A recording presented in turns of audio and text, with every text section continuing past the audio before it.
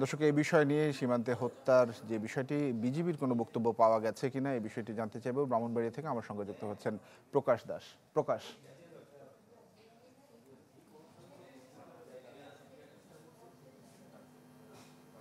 থেকে কোনো জবাব পাওয়া যায়নি। আমরা কিন্তু আজ সকাল থেকে বিজিবির যে ৬০ ব্যাটালিয়নের যে অধিনায়ক রয়েছেন তার নাম্বারে ফোন নাম্বারে একাধিকবার ফোন দিয়েছিলাম, কিন্তু তার তিনি কিন্তু সেই ফোনটুকু রিসিভ করেননি। তো ইতিমধ্যে আপনারা যেমনটা জানতে পেরেছেন যে গতকাল রাতে ব্রাহ্মণবাড়িয়ার কসবা উপজেলার উত্তর মাদলা যে সীমান্ত পয়েন্ট রয়েছে সেই সীমান্ত পয়েন্টে বিএসএফ গুলি ছুড়েছিল এবং এতে কিন্তু যে সাকিব নামের এক যুবক প্রথমে গুরুতর আহত হয়েছিল এবং তাকে প্রথমে উদ্ধার করে উপজেলা কসবা উপজেলা স্বাস্থ্য কমপ্লেক্স এবং পরবর্তীতে কুমিল্লা হয়ে ঢাকা নেওয়ার পর কিন্তু সে মারা যায়। তো এই ঘটনায় কিন্তু আমরা আরো একটি নতুন তথ্য পেয়েছি। উপজেলা নির্বাহী কর্মকর্তা জানিয়েছেন যে বিএসএফ এর গুলিতে ঠিক একই ঘটনায় কিন্তু ভারতীয় এক যুবক সুজন বর্মন নামে সে আহত হয়ে বর্তমানে ঢাকার পপুলার হাসপাতালে চিকিৎসাধীন রয়েছে। তো তা এই সাকিব নিহতের খবর পেয়ে আমরা আজ সকাল থেকেই উত্তর মদলা গ্রামে অবস্থান করছিলাম। তো তার পরিবারের লোকজন যেটি বলছে যে আসলে স্থানীয় কয়েকজন গতকাল রাতে এসে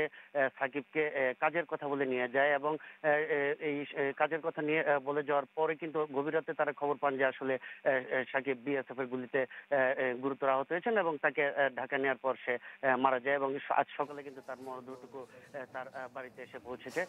তো এই বিষয়ে উপজেলা নির্বাহী কর্মকর্তা যেটি জানিয়েছেন যে আসলে সাকিব গতকাল রাতে ভারত সীমান্ত থেকে অবৈধভাবে মোটরসাইকেল আনার জন্য গিয়েছিলেন এবং সেখানে কিন্তু বিএসএফ গুলি ছুড়লে এই দুইজন হতাহতের ঘটনা ঘটে। তো তিনি জানিয়েছেন যে আসলে নিহতের মরদেহ কিছুক্ষণের মধ্যেই ময়না তদন্তের জন্য ব্রাহ্মণবাড়িয়া জেনারেল সদর হাসপাতাল মর্গে পাঠানো হবে এবং এই বিষয়ে কিন্তু প্রয়োজনীয় যে আইনগত ব্যবস্থা রয়েছে সেটুকু কিন্তু তারা গ্রহণ করছেন। তো তানভীর, এই ছিল আমার কাছে এখন পর্যন্ত সর্বশেষ খবর। তানভীর। প্রকাশ, ধন্যবাদ আপনাকে আমাদের সঙ্গে যুক্ত হওয়ার জন্য। প্রকাশ দাস জানাচ্ছিলেন ব্রাহ্মণবাড়িয়ার কসবা থেকে।